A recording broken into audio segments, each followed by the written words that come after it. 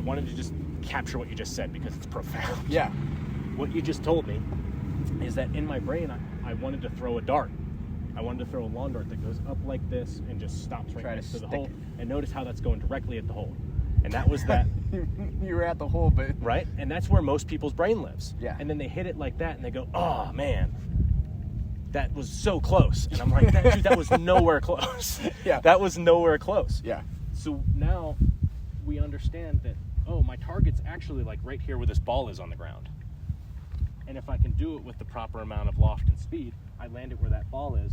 Now look at how I have to aim way up here, and the last 10 feet, this thing's gonna just snap. Yep.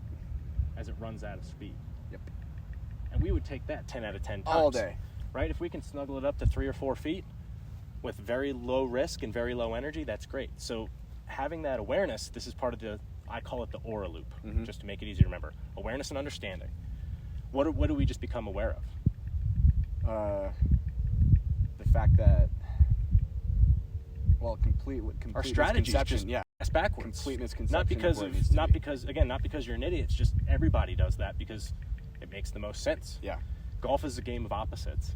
So now we realized, oh, my target's actually right here, and if I can use the least amount of loft necessary, it mitigates the risk, and my good shots are better, and my bad shots are manageable. Yeah. And that's how we bring the double pars and the triples and the doubles, and we start to get closer to that bogey golf category.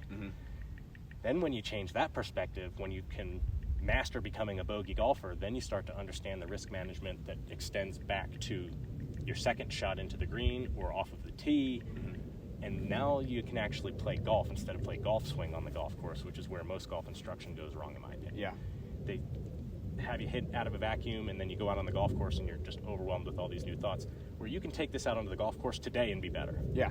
Would you agree? 100%. You can shave, how many strokes would you predict that you could shave off of, if you were just finally using a less lofted clip from here? At least 10. Right.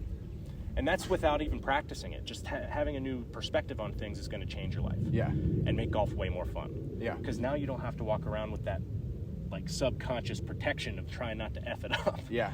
You can kind of test a hypothesis, and if it works, great. If not, you know what you can tweak.